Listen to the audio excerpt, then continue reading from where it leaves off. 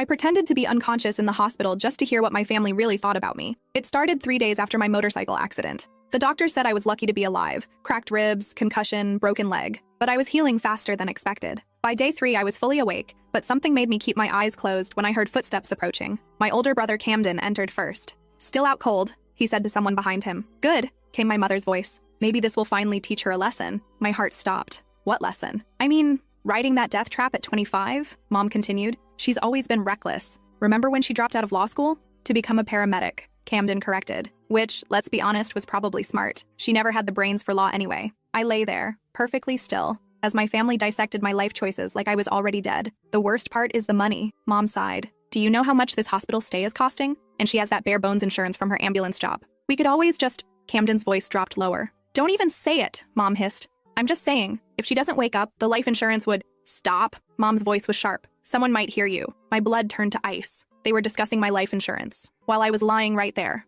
"Look, all I'm saying is, maybe this is a sign," Camden continued. "She's never fit in with this family anyway. Always playing hero, always making us look bad with her blue-collar job. Remember when she brought that homeless man to Christmas dinner?" Mom asked, her voice dripping with disgust. "Or when she testified against Uncle Richard at his trial," Camden added. Uncle Richard, the family secret we weren't supposed to talk about. The reason I'd cut contact with most of my relatives 2 years ago. "She destroyed this family," Mom said quietly. "Richard's in prison because of her lies." Lies. They were calling my testimony about what he did to me lies. The room fell silent. I heard the rustle of clothing like someone was leaning closer to my bed. "You know what I think?" Camden whispered. "I think we need to have a serious conversation with her doctor about her prognosis." "What kind of conversation?" Mom's voice was barely audible. "The kind where we discuss quality of life. Brain injuries can be unpredictable. Sometimes it's more merciful to let someone go." "Camden? Think about it, Mom. She's never going to change. She'll wake up and go right back to embarrassing us. Back to her pathetic job, her bleeding heart causes, her vindictive crusade against our family. She cost us everything," Mom said, her voice growing stronger. "The country club membership, the charity board positions. Do you know how humiliating it was when the Weatherbys asked me to step down? Because of her lies about Richard," Camden agreed. "One troubled girl's fantasy destroyed a good man's reputation." Fantasy. 15 years of abuse was a fantasy to them. "If she doesn't wake up," Camden continued slowly, "the insurance money would solve a lot of problems. We could pay off the house, maybe take that European trip you've been wanting." "How much is the policy worth?" Mom asked. $200,000. Plus there might be a settlement from the motorcycle company. Faulty brakes, remember? My stomach churned. The brakes weren't faulty. I'd hit black ice. "We'd have to be careful," Mom said. "Make sure everything looks natural." "Of course." Grief-stricken family making the difficult decision to let their daughter go peacefully. "When should we talk to the doctor?" "Soon, before she shows more signs of improvement." I heard footsteps moving closer to my bed again. "Look at her," Camden said, his voice cold. 25 years old, and this is what she has to show for it. No husband, no real career, no money. She's a disappointment. I had such hopes for her," Mom sighed. "Law school, a proper marriage, grandchildren.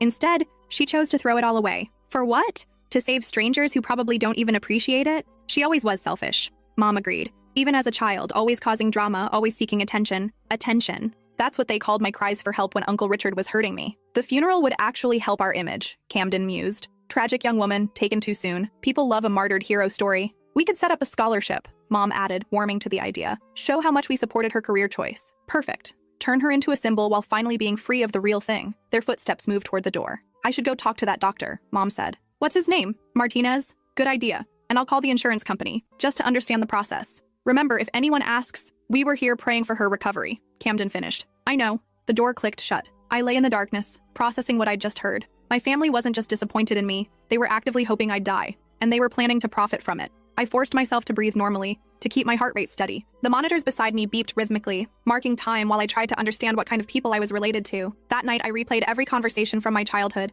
every family gathering, every moment I thought showed love. How many of those smiles had been fake? How many expressions of pride had been performances for outsiders? I remember the night I'd finally told my parents about Uncle Richard. I was 22, home from college for Christmas break. I'd spent 4 years in therapy, building the courage to speak. When I finally said the words, told them what he'd done to me from age 7 to 18, their first response wasn't concern for me. It was concern for the family reputation. "Are you sure you remember this correctly?" Mom had asked. "You were so young. Children sometimes misinterpret adult affection," Dad had added. They'd spent that entire conversation trying to convince me I was wrong, that Uncle Richard was a good man who'd been nothing but kind to me. When I insisted, when I showed them the journal I'd kept documenting every incident, they'd accused me of having an overactive imagination. "You always were dramatic," Mom had said, making up stories to get attention, but I hadn't made it up. And 2 years later, when Uncle Richard was caught abusing my cousin Layla, they couldn't deny it anymore. The physical evidence was undeniable. The medical reports were conclusive. Yet somehow, even then, I remained the villain in their story. The next morning brought more visitors. My cousin Bridget arrived with her husband Trevor,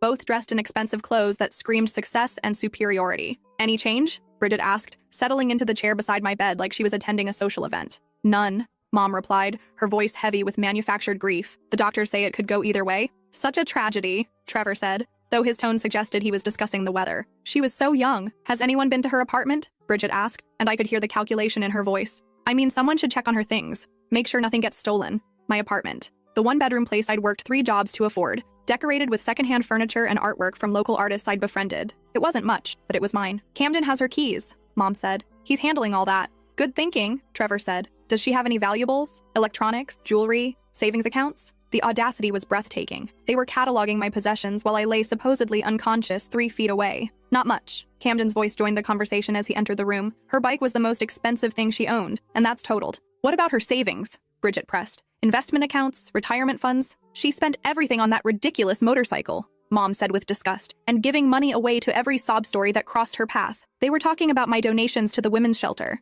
the homeless veteran I'd helped get back on his feet, the immigrant family whose medical bills I'd paid when their son was hit by a drunk driver. Remember when she paid for that stranger's cancer treatment? Bridget laughed, a sound devoid of warmth. Thousands of dollars to someone she'd met exactly once. Or when she gave her entire Christmas bonus to that animal rescue, Camden added, shaking his head like my generosity was a mental illness. At least she had good life insurance, Trevor said, steering the conversation back to finances. That shows some planning ahead. The EMT union required it, Camden explained, though I doubt she understood what it meant for her beneficiaries. Who are the beneficiaries? Bridget asked, trying to sound casual but failing miserably. Mom and I are listed as co-beneficiaries, Camden said. She set it up when she started the job, back when she still considered us family, before I'd testified against Uncle Richard, before I'd learned that truth was less important to them than reputation. That's fortunate, Trevor said, the word hitting me like a physical blow. At least something good can come from this tragedy. Fortunate. My potential death was fortunate to them. They stayed for another hour, their conversation drifting between fake concern for my condition and very real interest in my financial situation. They discussed funeral arrangements, memorial services,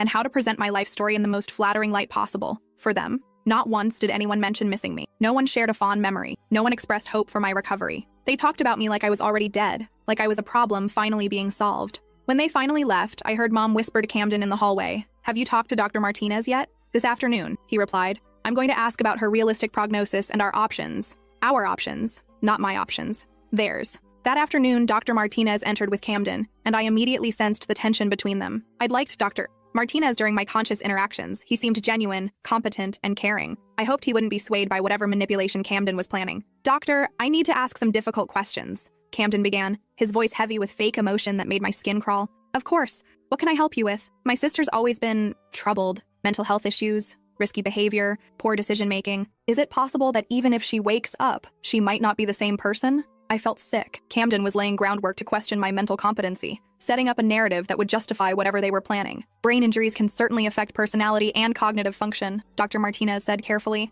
"But your sister's scans look very promising. I expect a full recovery. But you can't be certain?" "Medicine isn't about certainties, Mr. Thornfield. It's about probabilities. And the probability is that your sister will make a complete recovery." "What if we're not comfortable with those odds?" Camden asked, and the casual way he said it made my blood run cold. There was a long pause. I could almost hear Dr. Martinez processing the implications of the question. "I'm not sure I understand what you're asking," he said slowly. "I'm asking about our options. As her family, if we feel that the quality of life she might have isn't acceptable." Another pause. This one felt dangerous. "Mr. Thornfield, are you asking about withdrawing life support?" "I'm asking about all our options. Your sister isn't on life support. She's breathing on her own, her vitals are stable, and her brain function is normal. There's nothing to withdraw. But if her condition deteriorated, there's no indication that it will. In fact, I expect her to regain consciousness within the next day or two." I could feel Camden's frustration radiating across the room like heat. "Doctor, you don't understand. My sister has a history of making poor choices, reckless behavior. She caused significant trauma to our family with false accusations against a relative. If she wakes up, she might continue down that destructive path. False accusations. 15 years of documented abuse were false accusations. Mr. Thornfield, my job is to treat medical conditions, not to make judgments about patients' life choices. Your sister is recovering well from her injuries. That's all that matters to me. Even if she's a danger to herself and others? Has she been declared mentally incompetent by a court? No, but then she has the same rights as any adult patient. I'm going to check on her now. I'll ask you to step outside." Camden's footsteps retreated reluctantly, and I could hear his anger in the heavy way his shoes hit the floor. Dr. Martinez approached my bed, and I felt safer with him there. "Your vitals are excellent," he said, making notes on his chart. "Heart rate, blood pressure, brain activity. Everything looks normal for someone in your condition. He leaned closer and lowered his voice to barely above a whisper. I know you can hear me. Your brother's questions were inappropriate, and I want you to know that no one will make medical decisions for you without your consent. When you're ready to wake up, just open your eyes. My heart rate spiked on the monitor, betraying my consciousness. That's what I thought, he said quietly. Take your time. I'll be here when you're ready. He left, and I lay there processing what had just happened. Dr. Martinez knew I was conscious. He was protecting me. But for how long? And what would Camden do when he realized his plan wasn't working? That evening brought a parade of family members I hadn't seen since Uncle Richard's trial. They'd all cut contact with me after the conviction, choosing to side with an abuser rather than admit they'd failed to protect a child. My Aunt Dolores arrived first, her designer purse clutched like a weapon, her face arranged in an expression of theatrical grief. Such a tragedy. She sighed dramatically, taking the chair closest to my bed. She had so much potential. Wasted potential, Uncle Paul corrected as he joined her. But maybe this is God's way of giving her peace. Peace from what? Mom asked, though I suspected she already knew the answer. From her demons, from the lies she told, from the guilt of destroying our family. They thought I felt guilty. They thought I was tormented by telling the truth about Uncle Richard. Richard always said she'd been troubled since childhood, Dolores continued, her voice gaining strength as she warmed to her narrative. Making up stories, seeking attention. He tried to help her, spent so much time with her, trying to be a positive influence. Positive influence. That's what they called grooming. The trial nearly killed him, Paul added, his voice heavy with manufactured sorrow. An innocent man, destroyed by a disturbed girl's fantasies. He's doing better now, though, Dolores said, brightening slightly. Prison has given him time to reflect, to forgive her for what she did to him. Forgive me for what he did to me. He writes to us sometimes, Paul said. Never bitter, never angry, just sad that she couldn't accept his love and guidance. His love. 15 years of abuse was love to them. Maybe if she doesn't wake up, it's for the best, Paul mused, his voice taking on a philosophical tone. She can't cause any more damage. And Richard could finally have peace, Dolores agreed. Poor man has suffered enough. They stayed for 2 hours, taking turns sharing their revisionist history of my relationship with Uncle Richard. In their version, he was a misunderstood saint who'd tried to help a troubled child. I was a vindictive liar who destroyed an innocent man out of spite. The most disturbing part was how convinced they seemed of their own story. It wasn't deliberate deception. They'd genuinely rewritten history in their minds to avoid confronting their own failure to protect me. When they finally left, I heard Paul tell Camden in the hallway, if you need character witnesses about her mental state, we're happy to help. Character witnesses. They were building a case against my competency. The next day brought my father. I hadn't seen him since the trial, where he'd sat in the back row with his arms crossed,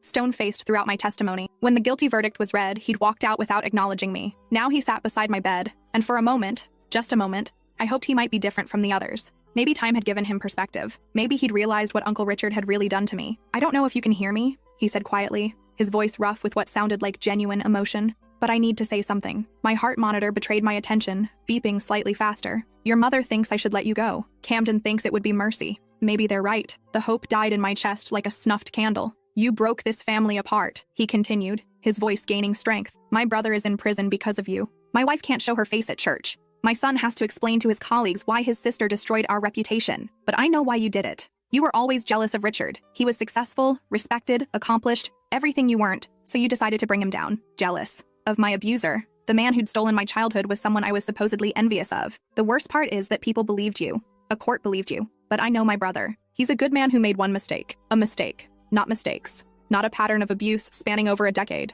One mistake. He trusted you, Dad continued. Tried to be a father figure when you needed guidance. And you repaid his kindness by destroying his life. Father figure. The irony was suffocating. If you wake up, nothing changes. You'll still be the same vindictive, attention-seeking girl who destroyed our family for your 5 minutes of fame in court. 5 minutes of fame. 4 days of testimony about 15 years of abuse was fame-seeking to him. Maybe it's better if you don't wake up, he said, standing to leave. Maybe everyone would be happier. He paused at the door, then returned to my bedside. I've already signed the papers Camden prepared. If your condition deteriorates, we won't keep you alive artificially. It's what's best for everyone. Papers. They'd prepared legal documents to ensure my death. I should hate you for what you did to Richard, he said, his voice dropping to a whisper. But you're still my daughter, so I'll just hope you find peace. After he left, I lay there trying to process the depth of their betrayal. My own father, the man who was supposed to protect me, had chosen my abuser over me. Not only did he refuse to believe what Uncle Richard had done, he was actively facilitating my death. The realization hit me like a physical blow. I was completely alone. Every person who was supposed to love me unconditionally had conditions,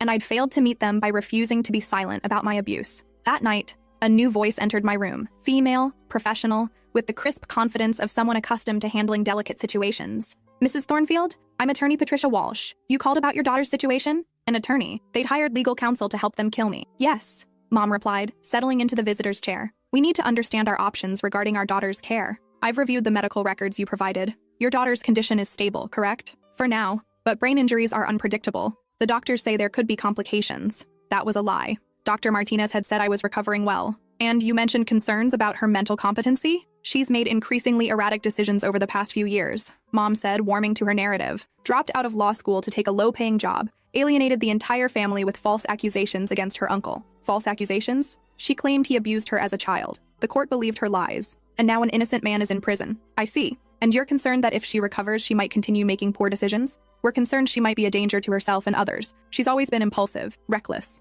This motorcycle accident is just the latest example. Well, if she regains consciousness, you could petition for guardianship based on mental incompetency. With the right documentation, you could make her medical and financial decisions. What kind of documentation would we need? Psychiatric evaluations, testimony from family members about her erratic behavior, evidence of poor judgment. The more comprehensive the case, the better your chances. And if she doesn't regain consciousness, then the medical power of attorney you've established would allow you to make end-of-life decisions on her behalf. Medical power of attorney. They'd given themselves the legal right to kill me while I was unconscious and couldn't contest it. How quickly could we move forward? Camden's voice joined the conversation as he entered the room. If she wakes up, we could file a petition within days. The court would order an evaluation, and if she's found incompetent, you'd be appointed as her guardians. And if she doesn't wake up, that's a decision for you and her doctors. Some families choose to maintain life support indefinitely. Others feel it's more humane to allow natural death. They spent another hour discussing legal strategies, financial implications, and how to present their case for my incompetency. Attorney Walsh explained how to document my erratic behavior, which family members would make the best witnesses, and what kind of psychiatric evaluation would support their claims. When they finished, I understood the full scope of their plan. If I woke up, they'd have me declared incompetent and control every aspect of my life. If I didn't wake up, they'd let me die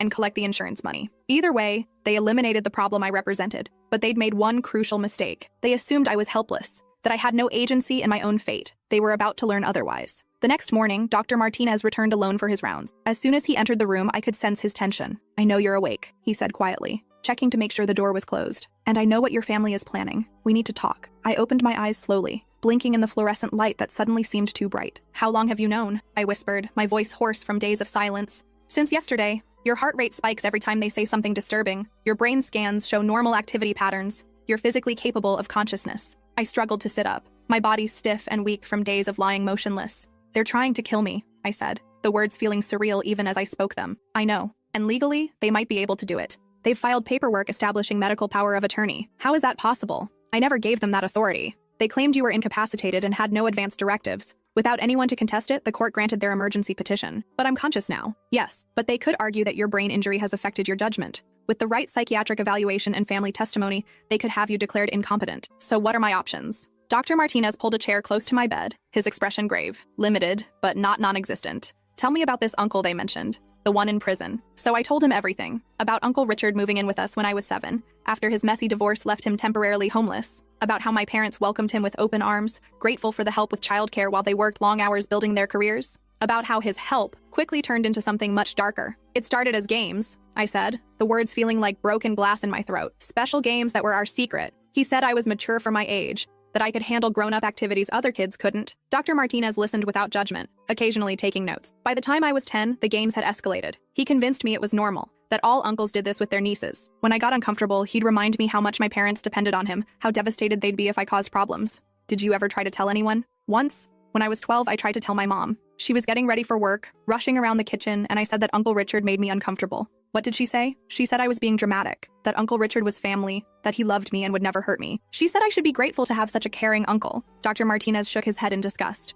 The abuse continued until I left for college at 18. Even then, he'd find ways to corner me during holiday visits. It wasn't until I was 22 and in therapy that I understood what had really happened to me. What made you finally report it? My cousin Layla. She was 7, the same age I was when it started. I noticed him paying her the same kind of special attention. I couldn't let it happen to another child. So you went to the police? First, I tried to warn my family. I thought if I explained what he'd done to me, they'd protect Layla. But they accused me of being jealous, vindictive, attention-seeking. They said I was making up stories to hurt Uncle Richard because I'd always resented his success. That must have been devastating. It was, but I couldn't let Layla suffer what I'd suffered. So I went to the police alone, and they believed you? Eventually. The detective was experienced with sexual abuse cases. She knew what to look for, what questions to ask. When they examined Layla, they found evidence that confirmed my worst fears. He was already abusing her. Yes, for months. And there were others. Girls from his neighborhood, his ex-wife's daughter from her first marriage. The investigation uncovered a pattern going back 20 years. Dr. Martinez was quiet for a long moment, processing the information. Your family still doesn't believe you? They believe what's convenient. Admitting he's guilty would mean admitting they failed to protect me.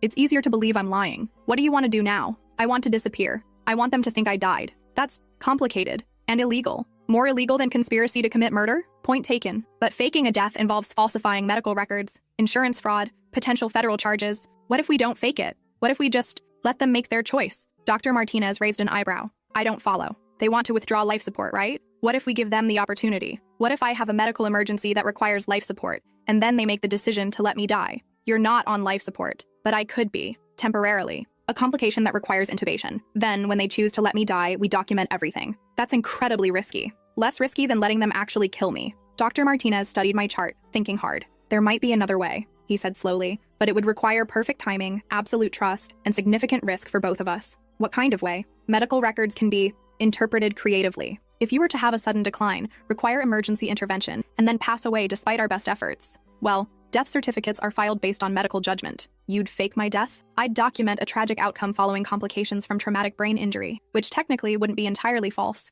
You did have a brain injury. And then you'd need a new identity, a new life, and the ability to stay hidden indefinitely. The plan seemed impossible. Too complex, too dangerous. But the alternative was letting my family either kill me or control me for the rest of my life. Let's do it, I said. Are you sure? Once you're legally dead, there's no going back. You'd lose everything. Your career, your friends, your entire identity. I've already lost my family. Everything else can be replaced. What about your job? Your colleagues? They'll remember me as someone who died too young. That's better than living as someone who was never really alive. Dr. Martinez spent the next hour outlining the details. He'd document a sudden deterioration in my condition requiring emergency life support. My family would be called in to make the decision about continuing care. When they chose to let me die, he'd document my passing and arrange for my body to be transferred to a specific funeral home with connections to witness protection services. This will end my career if we're caught, he warned. The medical board would revoke my license. I could face criminal charges. Why are you willing to risk it? Because I've seen what families like yours do to survivors. Because I took an oath to do no harm, and letting them kill you would violate that oath. And because sometimes the system fails people who deserve better. What do you need from me? Complete trust. When the time comes, you'll need to stop breathing on your own. You'll need to let the machines show cardiac arrest while staying conscious enough to hear what they say. How long will I need to hold my breath? Not long,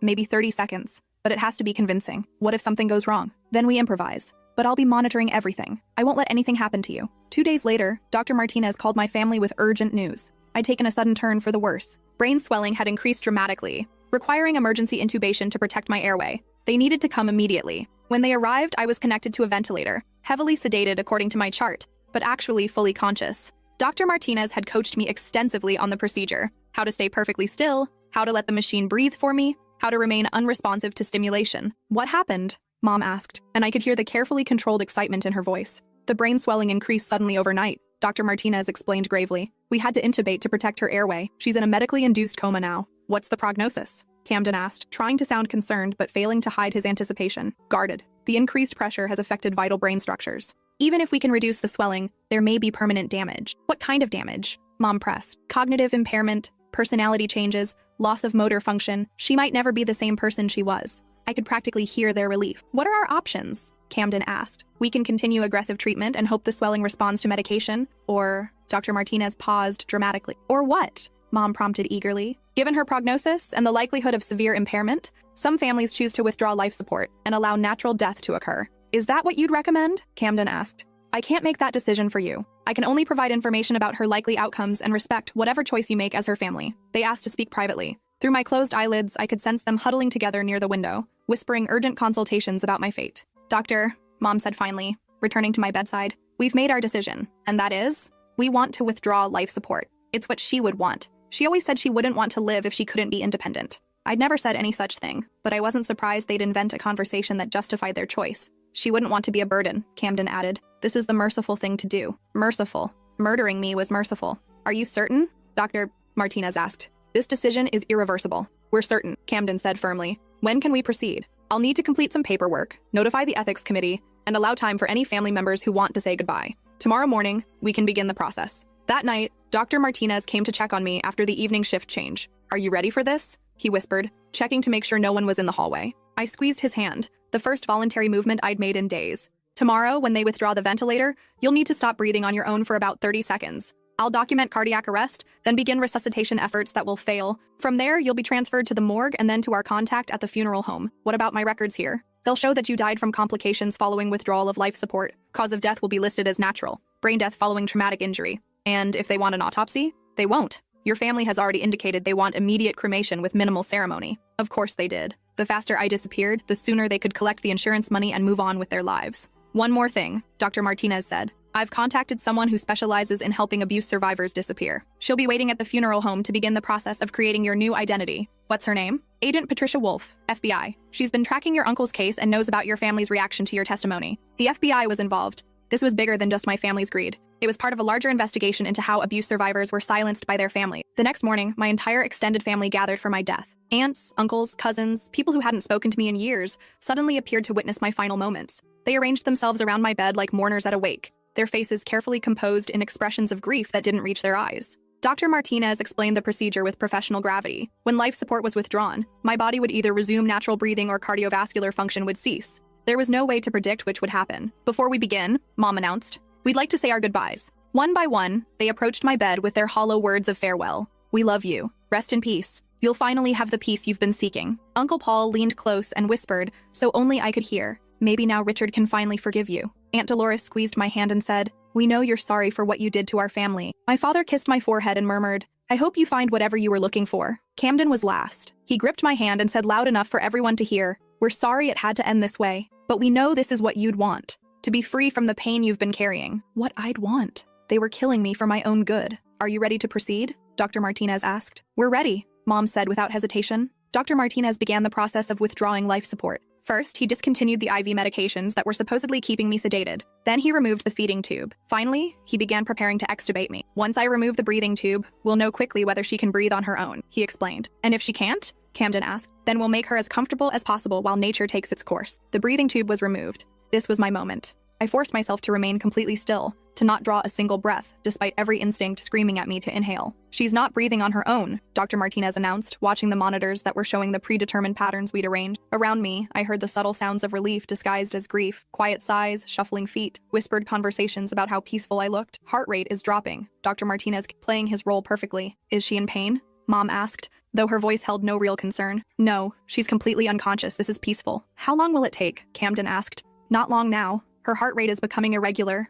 I lay there holding my breath while counting seconds in my head. 30 seconds felt like 30 years, but I forced myself to remain motionless. I'm losing cardiac rhythm, Dr. Martinez said. I'm going to call it. He went through the official procedure, noting the time of death, documenting the cause, and explaining next steps to my family. We'd like to arrange cremation as quickly as possible, Camden said immediately. She wouldn't want a big funeral. She was always private about these things. Private. They wanted me cremated quickly so there'd be no chance of discovery. I understand, Dr. Martinez said. I'll have her body transferred to Morrison Funeral Home. They can handle all the arrangements discreetly. Morrison Funeral Home, the facility Dr. Martinez had arranged to facilitate my disappearance. For the next hour, I lay perfectly still while my family discussed funeral logistics around my corpse. They planned a small memorial service, chose the cheapest cremation package, and drafted a brief obituary that focused more on their grief than my life. The life insurance company will need a death certificate, Camden mentioned to Dr. Martinez. I'll have that filed within 24 hours, he replied professionally. When they finally left to begin making arrangements, Dr. Martinez waited another hour before approaching my bed. They're gone, he whispered.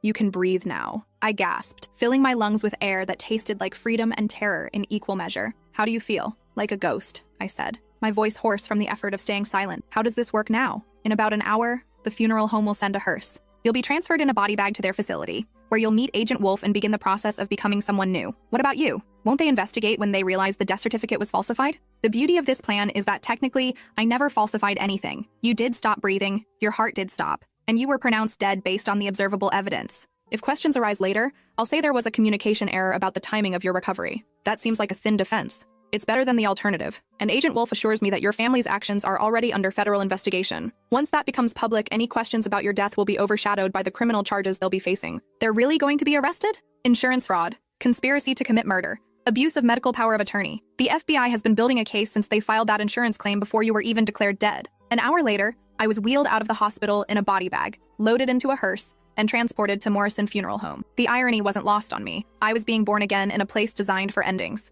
At the funeral home, I was transferred to a secure room where I met Agent Patricia Wolf. She was younger than I'd expected, with kind eyes and a firm handshake that immediately put me at ease. Dr. Martinez contacted us about your situation, she explained. We've been investigating your family's activities since they filed the insurance claim. They filed it before I was actually dead? Camden submitted the paperwork and supporting documentation the same day they made the decision to withdraw life support. That's insurance fraud, conspiracy, and attempted murder. What happens now? Now we build a case while keeping you safe. Your family believes you're dead. which gives us time to gather evidence and prepare for prosecution. Agent Wolf explained that I'd be placed in a form of federal witness protection while they completed their investigation. I'd receive a new identity, complete with social security number, birth certificate, and medical records that documented my recovery from a different accident in a different state. What about my life here, my job, my friends? They'll mourn your loss and remember you fondly. It's not ideal, but it's safer than the alternative. For the next 6 months, I lived in a safe house in Colorado, working with federal prosecutors to build the case against my family. I testified before grand juries, provided detailed accounts of their conversations and plans, and helped establish the timeline of their conspiracy. The FBI had also been recording their phone calls and monitoring their financial activities. Camden had been researching the insurance claim process weeks before my accident. Mom had been consulting with financial advisors about investing a large sum of money. They'd even met with travel agents about that European vacation they'd mentioned. They'd been planning to profit from my death before I was even injured. The case attracted national media attention when the arrests were made.